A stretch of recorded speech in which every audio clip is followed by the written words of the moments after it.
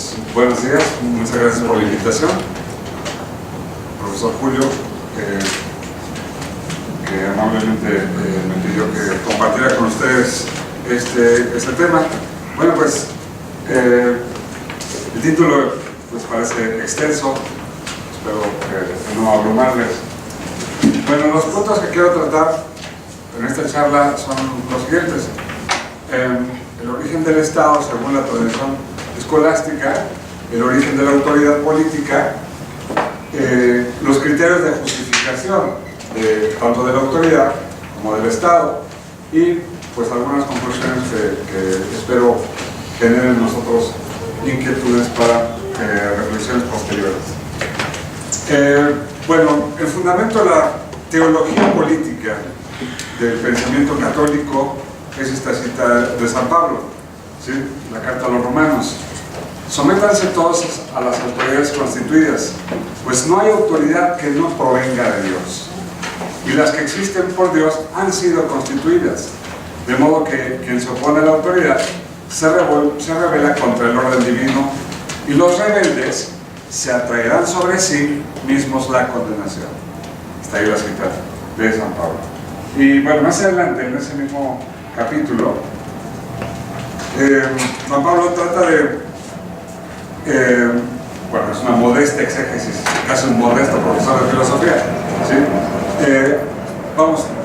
Trata de darle contenido al sentido de la autoridad. ¿Por qué tenemos que obedecer a la autoridad? Por estas razones, ¿no? La autoridad tiene que conducir al hombre, al ser humano, hacia su plenitud. Entonces dice San Pablo, dad a cada cual lo que se debe.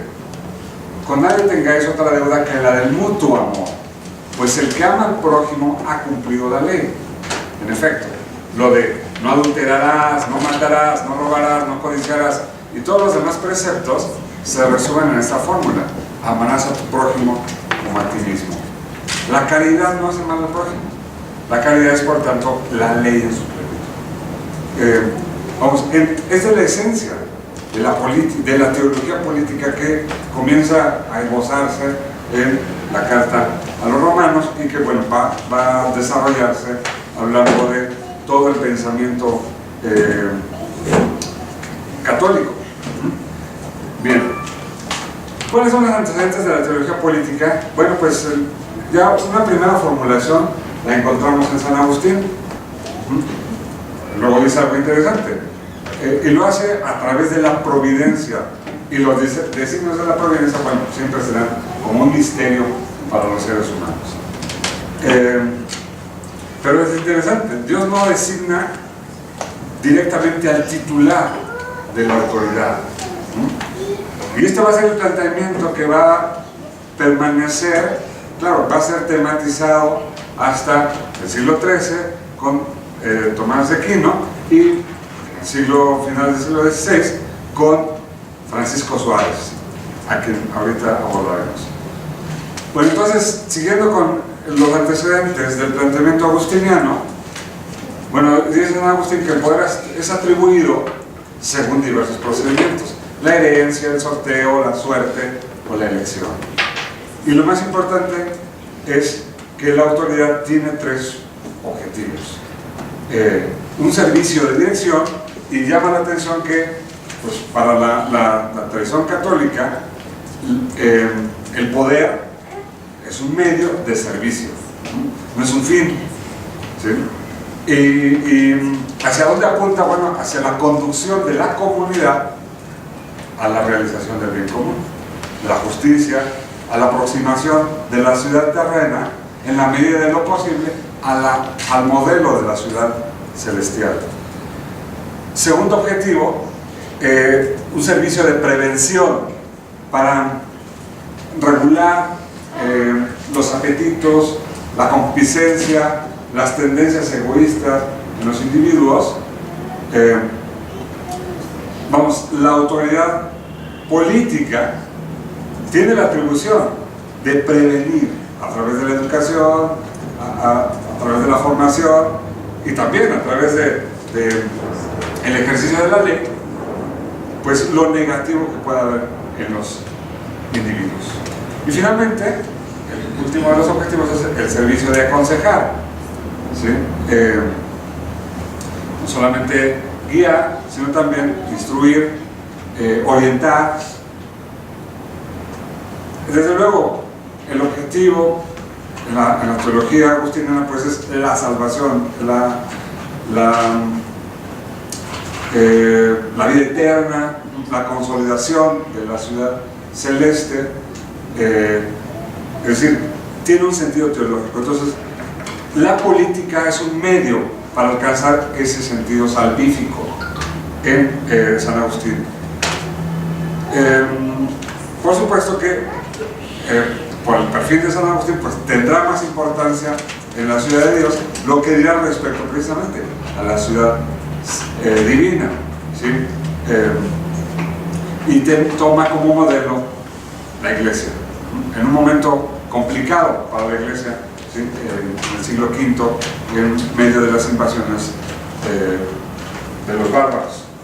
Bueno, vamos con los exponentes de la escolástica que me quiero referir en esta parte, ¿no? ¿De quién voy a hablar? Bueno, de las bases del pensamiento político que se encuentran en Tomás de Aquino,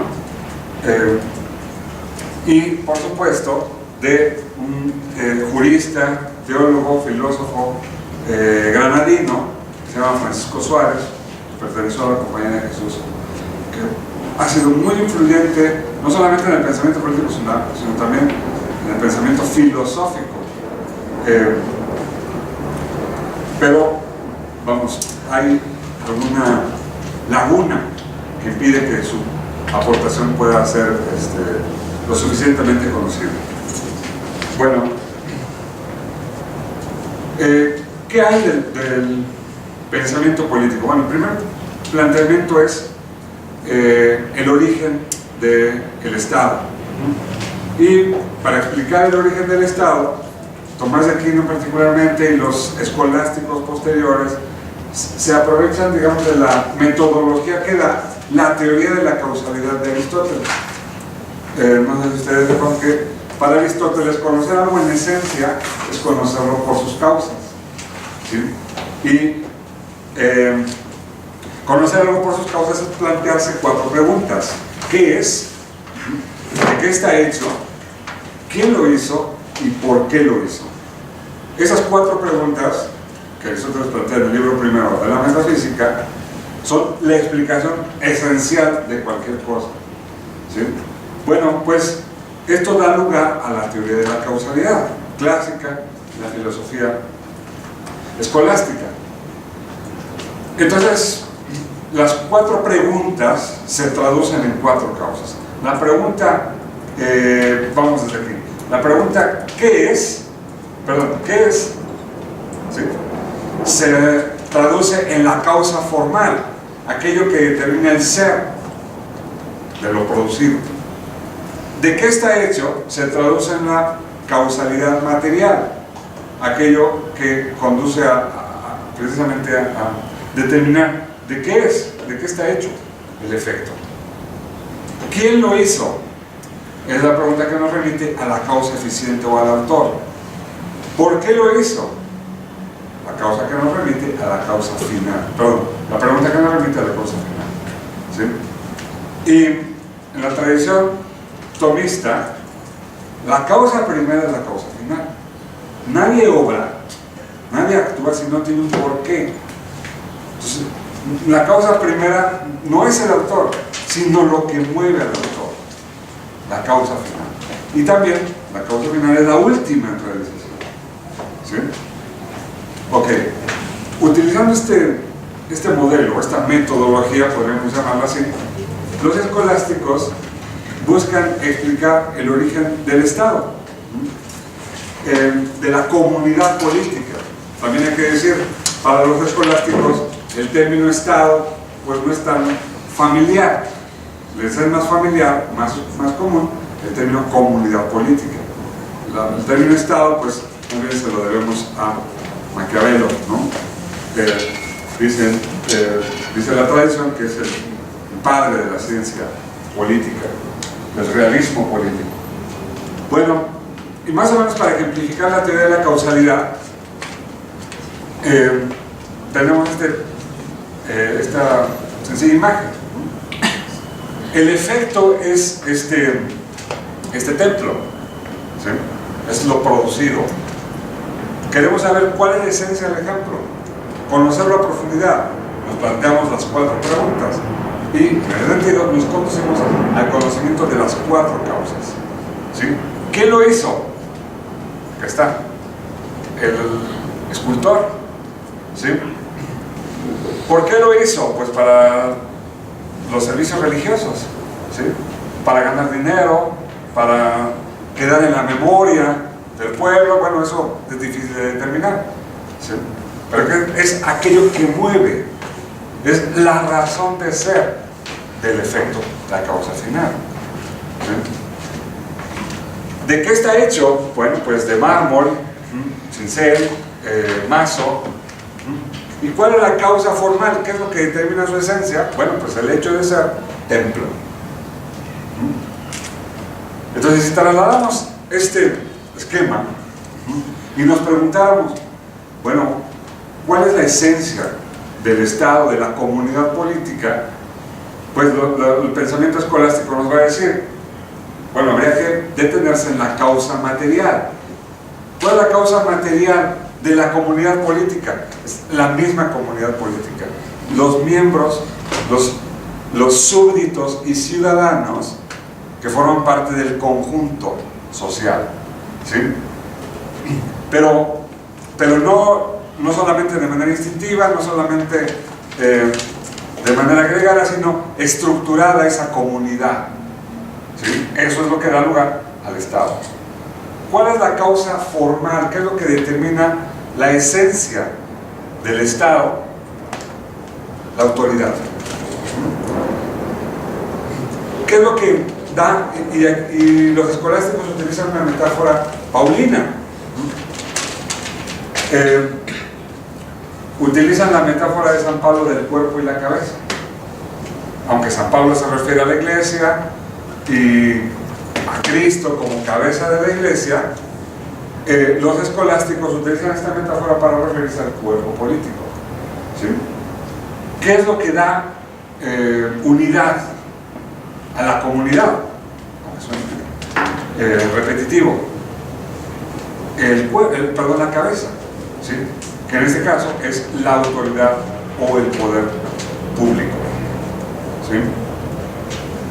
La razón de ser de la autoridad en ese sentido tiene 2 vertientes: conformar la unidad, dar cohesión, integración social, ¿sí? Interacción, regulación para esa interacción, y además, la más importante es dirigir a ese cuerpo hacia el bien común, ¿sí? Bien, pero faltan las otras 2 causas.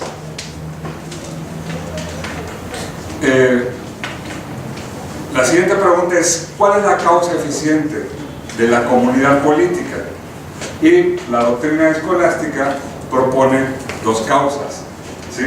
Una remota y una próxima o inmediata. La causa remota es Dios, y aquí hace eco la cita de San Pablo que referíamos anteriormente, ¿sí? Toda autoridad viene de Dios, pero también hay que entender que Dios es el origen de la comunidad, porque los seres humanos somos naturalmente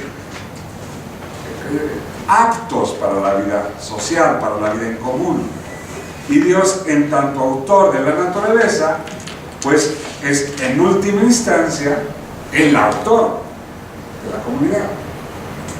Por eso los autores, Tomás, los seguidores, también el mismo Suárez, dirán que sí, Dios es la causa remota del Estado, de la autoridad, de la comunidad, perdón, la comunidad política. Pero también, ya veíamos antes en San Agustín, que Dios no designa la autoridad por dedazo, ¿no? por un acto de de iluminación, ¿sí? No.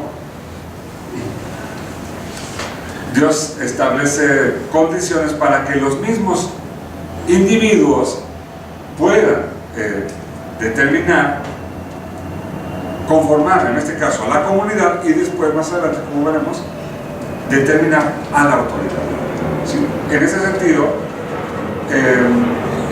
estos autores nos dicen que la causa próxima o inmediata de la comunidad, del Estado, es la voluntad libre de los individuos. Los individuos que se asocian, no solamente, como diría Aristóteles, para satisfacer las necesidades, ¿no? Para superar las penalidades y alcanzar la vida buena, sino también para, desde luego, realizar el bien común y alcanzar el perfeccionamiento moral y espiritual. Pero es la voluntad libre de los individuos quien causa a la comunidad, ¿sí? Y esta voluntad libre se puede ejercer de dos maneras: explícitamente, yo quiero asociarme, o tácita e implícitamente, como cuando entramos a este instituto y bueno, hay ciertas reglas que nosotros asumimos implícitamente, ¿sí? Y las acatamos, y es nuestra voluntad lo que está ejerciéndose. Bueno, de ese modo es que la comunidad es causada, ¿sí? El Estado es causado por la voluntad libre de los súbditos y ciudadanos. Y entonces, la causa eficiente, inmediata y única, repito, es el consentimiento de los ciudadanos que lo componen y por el cual aceptan. Precisamente ese es el ejemplo, ¿no? Cuando hay una aceptación tácita o explícita, asumimos derechos y deberes, ¿sí? Responsabilidades y obligaciones. Y eso está formulado en el pensamiento escolástico. Y a la pregunta, ¿y cuál es el porqué del Estado, de la comunidad? Bueno, es decir, ¿cuál es la causa final? Pues la respuesta es el orden y perfección a que debe conducir al hombre y a la sociedad, ¿sí? Ya que esto, el hombre solo puede realizarse en la comunidad, ¿sí? Por eso dirá la doctrina social de la Iglesia que el bien común es medio para la realización de la persona, pero también es fin, porque la persona no se realiza fuera del bien común, ¿sí? Entonces, ¿cuál es la causa final del Estado? El bien común, la realización de la persona en el plano individual y social. Ok, bueno, eso es en relación al origen del Estado, de la comunidad política. El siguiente punto aborda el tema del origen y el fundamento de la autoridad. Ya dijimos que la causa formal de la comunidad, del Estado, es la autoridad. Es la que da orden, cohesión, unidad. La autoridad que se ejerce a través de la ley, de la norma, ¿sí? Pero también los escolásticos se dan la tarea de indagar cuál es la esencia de la autoridad, es decir, cuáles son las causas que explican la autoridad. Y en ese sentido, pues también derivamos las cuatro causas. Cuando nos preguntamos sobre la causa material de la autoridad, pues en este sentido nos preguntamos por el titular, ¿sí? El titular, que puede ser un individuo, un grupo o la comunidad en su conjunto, dependiendo del régimen. La causa formal de la autoridad, lo que hace a la autoridad es la ley, la legitimidad y la legalidad. La causa eficiente de la autoridad, y aquí es el tema en donde nos vamos a detener un poquito más, también, como anteriormente para referirse al Estado, los escritores escolásticos nos dicen hay dos causas eficientes del Estado, también habrá dos causas eficientes de la autoridad. Y la causa final es el bien común. Entonces, en ese sentido, bueno, nada más para recordar la idea, la causa eficiente de la autoridad es A, el origen trascendente, y B, el origen inmanente. Más o menos ya se puede anticipar hacia dónde van los autores escolásticos con lo que decíamos acerca de la causa final de la causa eficiente del Estado, remota y próxima, ¿sí? Bueno, en el mismo sentido, entonces, la autoridad, y aquí literalmente se toma la frase de San Pablo, toda autoridad proviene de Dios. Dios es el origen trascendente de la autoridad, y hay algunas referencias bíblicas en las que se puede justificar esto, pero fundamentalmente en Romanos 13:1.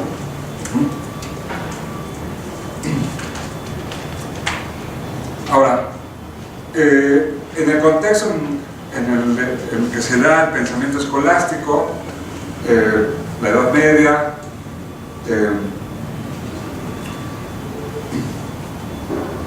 los comienzos del humanismo, ¿sí? en la escolástica tardía que se ve en España, como precisamente representada por Francisco Suárez, bueno, pues este planteamiento puede ser como fácilmente entendible, ¿sí? Pero hay una aportación muy novedosa para la época que hacen los autores escolásticos, y es lo que bueno, en esta charla pretendo subrayar. Primero, Dios es el creador de la naturaleza. Entonces todo lo natural hasta cierto punto es divino, porque proviene de Dios. Por ejemplo, los derechos humanos, los derechos naturales de la persona, como el derecho a la vida, son naturales y por tanto divinos, en tanto que Dios es la causa remota de la naturaleza en general y de la naturaleza humana en particular, ¿sí? Entonces, eso ya implica cierto límite al ejercicio de la autoridad. No se puede ejercer la autoridad libremente, caóticamente, en beneficio propio, porque la autoridad no es del titular, no le pertenece al titular, remotamente le pertenece a una causa trascendente que es Dios, ¿sí? En tanto autor de la naturaleza, ¿sí? Ahora, pero aquí un punto interesante es que lo divino no es resultado de un acto especial de su voluntad, sino por el mero hecho de ser el autor de la naturaleza humana.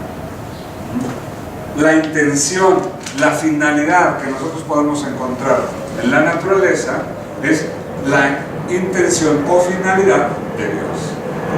Entonces, a final de cuentas, también la causa final, tanto de la comunidad como de la autoridad, pueden identificarse con Dios. El bien común puede identificarse también con Dios, ¿sí? Claro, pero esta tesis puede ser interpretada con otros fines, y justo fue lo que sucedió en Inglaterra de Jacobo I. Jacobo VI de Escocia, Jacobo I de Inglaterra, escribió una obra que dio origen a la teoría del derecho divino de los reyes, que afirmaba, pues bueno, pues esa idea más o menos conocida por todos, que los reyes, los monarcas tienen sangre real, no pueden ser depuestos por nada, ¿sí? Independientemente de su falibilidad o de sus pecados o sus errores. La sangre real es la sangre divina, ¿sí? Que dan un tipo de sangre real, es lo que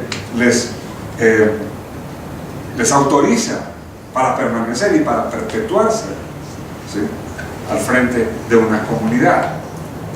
Precisamente en ese contexto donde la iglesia anglicana, bueno, ya se había separado, los ideólogos de la iglesia anglicana estaban justificando no solamente la separación, la posibilidad de que el monarca fuera al mismo tiempo la autoridad espiritual y la autoridad política o la autoridad civil. En Roma, precisamente, se le pide al padre Francisco Suárez que elabore un texto para poder refutar las argumentaciones de Jacobo I. ¿Sí? Curiosamente, Francisco Suárez estudió en la Universidad de Salamanca, más prestigiadas, ¿sí?, en Europa, a principios de la modernidad, pero no le dieron aptitudes para ser docente en la Universidad de Salamanca. Y bueno, los jesuitas lo mandaron a Portugal, a la Universidad de Coimbra, y bueno, ya se estaba destacando por sus aportes en el campo de la filosofía jurídica, la teología jurídica, ¿sí?, la metafísica, y le piden expresamente que analice el caso y que busque la manera de hacer valer la auténtica fe, ¿no?, sí, cristiana ante ese tipo de eventos, ¿no? Entonces escribe un libro que se llama Defensio Fide, o también llamado Principatus Políticos, Principado Político, Defensa de la Fe, en contra de Jacobo I, y un título larguísimo, ¿sí? Y el objetivo de ese texto precisamente es poner en claro, no diciendo a cierto punto algo puramente original que se le haya ocurrido a él, sino recogiendo ya los antecedentes de la tradición tanto patrística como escolástica, de la alta escolástica, ¿sí?, para formular una teoría que pudiera contrarrestar los excesos de la teoría del derecho divino de los reyes, ¿sí? Y la primera aclaración va en ese sentido. ¿Qué significa que Dios sea el origen de la autoridad? ¿Sí? Tienen razón los anglicanos en que Dios deposita, digamos, su sello divino en la sangre de los monarcas y de su linaje para que se reproduzcan, o tiene que ser entendido de otra manera, ¿no? Y entonces Suárez argumenta que el origen divino trascendente de la autoridad fue concebido por dos razones. Primero, para limitar el libertinaje de los individuos, y en ese sentido, para Suárez, la rebelión contra la autoridad legítima va en contra del derecho natural y en contra de Dios. Pero aquí está el criterio: no cualquier autoridad, tiene que ser autoridad legítima, ¿sí? Y el segundo planteamiento es limitar el libertinaje de la autoridad, es decir, de los titulares o quien detenta el poder, porque este ejercicio no es absolutamente libre, sino que tiene que darse en coherencia con el derecho natural, con la ley natural, que es, a final de cuentas, la ley divina. La ley natural es la misma ley divina, ¿sí?, nada más que vertida en la naturaleza humana, de la cual sale como exigencias morales, y las razones están capacitadas para captarlas, racionalizarlas, tematizarlas y formularlas como leyes positivas, ¿sí? Hay una relación estrecha entre ley eterna y ley natural, ¿sí? Respetando, digamos, los dos órdenes, la diferencia de órdenes, pero hay una relación estrecha. Entonces, ese es el sentido. Entonces, desde luego, esto es una objeción a los excesos de la monarquía inglesa. Pero ahí no para Juárez en su refutación. Dice Suárez, la autoridad espiritual viene de Dios, pero la temporal no la da a ninguna persona en particular, sino al cuerpo social, una vez constituido. Es decir, ¿quién tiene? Otra vez, ¿cuál es la causa eficiente? No solamente de la comunidad, sino de la autoridad. La misma comunidad, el cuerpo social, una vez constituido. Y lo relevante es que pues está anticipando a la teoría del contrato social de Rousseau, ¿sí? Unos 150 años más o menos. Entonces, y el planteamiento lo articula a partir de lo que antes había expuesto Isidoro de Sevilla, el Papa Gelasio, no se diga, Tomás de Aquino, ¿sí? Roberto Bellarmino. O sea, la propuesta de Suárez no parte de cero, es resultado de una tradición que se va gestando al interior del pensamiento católico. Bien, entonces,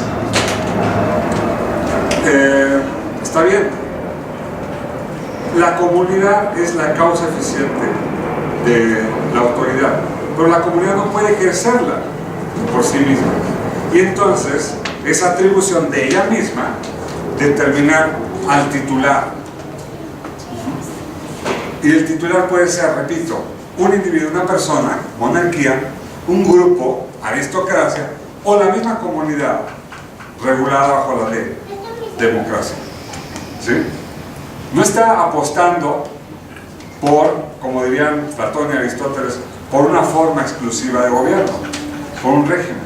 No, eso es problema de la comunidad, eso lo tendrá que definir la misma comunidad, de acuerdo a sus propias necesidades, de acuerdo a la autoridad moral de sus miembros, ya sea que la autoridad resida en una sola persona, en un grupo, en los mejores, los aristos, ¿sí? O en todo el cuerpo. ¿Y cuál es el objetivo? La consecución del vínculo. ¿Sí? Bien. Y lo dice Suárez en este libro que le citaba, Defensio Fidei: ningún rey o monarca, por regla general, tiene o ha tenido el principado político. De hecho, es el otro título de su libro, Principatos Políticos. Ha tenido el principado político inmediatamente de Dios o por institución divina, sino mediante la voluntad y la institución humanas. ¿Sí? Entonces, la causa de la autoridad en concreto, no en sentido trascendente, ¿sí?, que es Dios, sino en concreto es la comunidad, mediante, y esto es un concepto suareciano, el consentimiento de los ciudadanos, el consensus. Ya Santo Tomás había hablado del sensus communis. Él había propuesto la idea de sentido común, no solamente para referirse a ese tipo de intuiciones, ¿no?, sino una especie de sentir colectivo, una especie de voluntad colectiva. Suárez recoge esa idea y la llama consentimiento de los ciudadanos. Entonces, el titular nato del poder es el pueblo. El consentimiento popular no solo designa a la persona, sino que al mismo tiempo traslada la autoridad, la deposita en ella.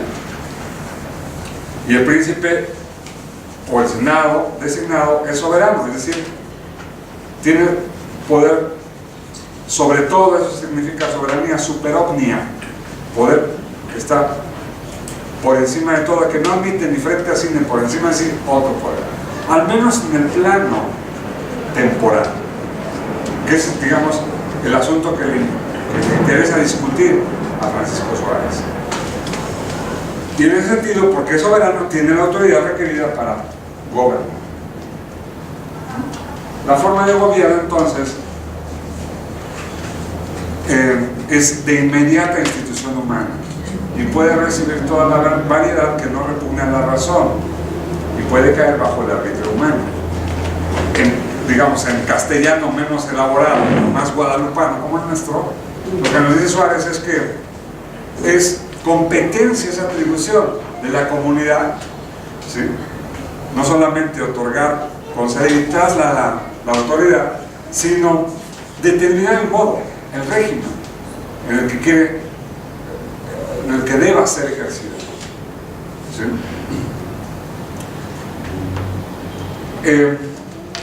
El hecho de que la comunidad sea el depositario de la autoridad, eso es, dice Suárez, de derecho natural, eso es de ley natural, pero la definición del titular es de derecho positivo. Ese es el resultado del consentimiento, de la deliberación de los individuos, ¿sí? Dejado a disposición de los hombres. Entonces, los dos criterios fundamentales que condicionan la legitimidad del Estado en general son también criterios para la legitimidad de la autoridad. Por un lado, la naturaleza creada por Dios y el derecho natural, que son las mismas prescripciones morales que se encuentran en la naturaleza humana, que la razón es susceptible de captar, y el consentimiento, pacto o contrato popular. Y lo que dirá Suárez es que el consentimiento, pacto o contrato, pues también puede ser explícito o implícito. Si llegamos a un país, bueno, pues implícitamente asumimos las leyes de ese país, tenemos que respetarlas, ¿sí? Pero también lo hacemos porque tenemos la idea de que esas leyes van a garantizar ciertos derechos de nosotros, aunque seamos extranjeros.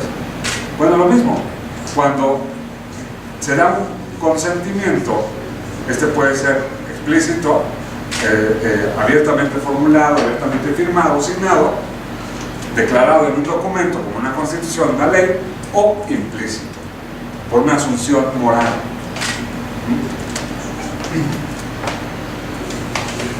Y continúa Suárez, por la misma razón, que es lo más interesante, que también se encuentra en la doctrina de Tomás. Por la misma razón, si el rey cambiase su potestad justa en tiranía, abusando de ella para daño manifiesto de la ciudad, el pueblo podría usar de su potestad natural para defenderse, porque nunca se ha privado de su autoridad, la ha trasladado al titular, ha nombrado a un representante, diríamos en sentido más moral, ¿sí? Pero no se ha despojado de él. Y sobre todo tiene no solamente la obligación, no solamente tiene el derecho, sino la obligación moral de que cuando una autoridad se ha pervertido, esta sea depuesta, sea revocada, ¿sí? También esto es de derecho positivo, pero a su vez tiene un fundamento en el derecho natural. Bueno, pues la autoridad es para el bien común y para respetar todos aquellos derechos naturales de los individuos e instituciones. Dirá el mismo Suárez, el príncipe que en su obra de gobierno no tiene en cuenta las normas superiores del derecho natural, no gobierna para el bien común y consiguientemente puede perder su legitimidad. Entonces, ¿qué es? Adelantamos un poquito, que ya casi lo vamos a tocar. ¿Cuál es el criterio de legitimidad? ¿Por qué se basa la legitimidad? Uno, en el consentimiento de los ciudadanos, y dos, en que ese consentimiento supone que el titular de la autoridad gobernará para el bien común. Cuando esto se tuerce, es competencia de la comunidad revertir, ver la manera de cómo eso puede componerse. ¿Sí? Bueno, entonces, pues ya el tema, finalmente el tema de la legitimidad, para ir cerrando, pues tiene relación con esto, ¿no? La autoridad tiene como objetivo esencial la realización del bien común, ¿sí? Pero ¿cómo se materializa ese bien común? Bueno, a través de estos elementos: la paz, la justicia, la seguridad, la honestidad en las costumbres para que la convivencia sea pacífica, armónica entre los individuos, y la suficiencia de bienes materiales que garantice a los miembros de la comunidad una vida compatible con su dignidad personal. Los autores escolásticos, siguiendo a Aristóteles, hacen una ecuación entre el número de personas que pueden ser los titulares de la autoridad y la finalidad hacia la cual se ejerce o se dirige su ejercicio. ¿Sí? Si es casi como una gráfica, ¿no? Si, bueno, si en el eje de las, ¿cuál es este? De las X. Yes. El eje de las 10, ¿sí? Tenemos que hay un titular, o el titular es un grupo, o el titular es la comunidad, y en el eje de las X tenemos que el ejercicio de la autoridad es, en el primer punto, para el bien personal, en el segundo punto, para el bien común, ¿sí? Cuando los dos ejes se cruzan, ya sea en el punto de el bien común, los regímenes serán morales, serán formas justas. Cuando las formas de gobierno, ¿sí?, en este eje se cruzan con el eje, con el punto de el bien personal, las formas de gobierno son corruptas, injustas o inmorales, ¿no? Por ejemplo, la monarquía, ¿sí?, el gobierno de uno para el bien común, forma justa. La aristocracia, gobierno de un grupo para el bien común, forma justa. La república, el gobierno de la comunidad para el bien común, forma justa. Formas injustas: la tiranía, gobierno de uno para el beneficio propio. Plutocracia o oligarquía, gobierno de unos cuantos para beneficio de esos cuantos solamente, forma injusta. Gobierno de la masa, para beneficio solo de la masa, uniformizando a todos, forma injusta. Demagogia, ¿sí? Entonces, la tradición escolástica es esa ecuación para mostrar el fundamento moral, ¿sí?, de la autoridad. Bien, bueno, en esto radica entonces la justificación o fundamentación de la autoridad del poder. El problema de la legitimidad está íntimamente vinculado al de la obligación política, con base en el principio de que solo se debe obediencia al mandato legítimo. ¿Cuál es el mandato legítimo? Aquel que está fundado en la moralidad, en el bien común, ¿sí? De otra manera, tenemos derecho a la desobediencia. El derecho a gobernar es hijo del deber de atender el bien común. Quien se sustrae a este deber ha de estar dispuesto a abdicar de aquel derecho. Y citando a Hugo Grocio, que dicho sea de paso, Hugo Grocio fue como el primer filósofo justnaturalista. Bueno, pues Hugo Grocio fue lector de Francisco Suárez. ¿De dónde viene inspirada esta idea? Del suarecianismo, nada más que, pues digo, hay un poco injusto, un poco de injusticia, porque no se le reconoce ese vínculo. ¿Y qué dice Grocio? Quien se hace enemigo del pueblo por ese mismo hecho abdica del poder, ¿sí? También la frase Vox Populi Vox Dei está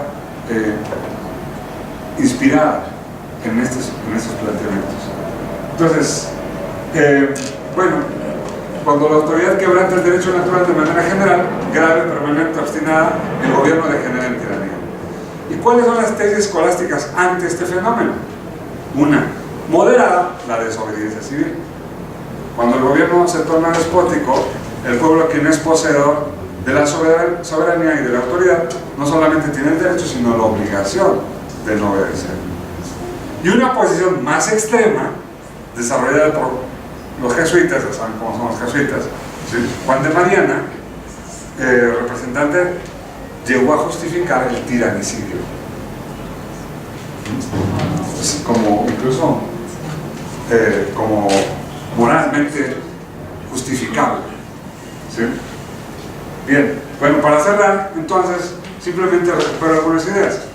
La legitimidad en el pensamiento escolástico es una categoría moral. Deriva de la naturaleza humana, tiene como objetivo el bien común. Un príncipe, o cualquier autoridad, ya para nuestro tiempo, que incumpla con su tarea de caminar hacia el bien común, se deslegitima.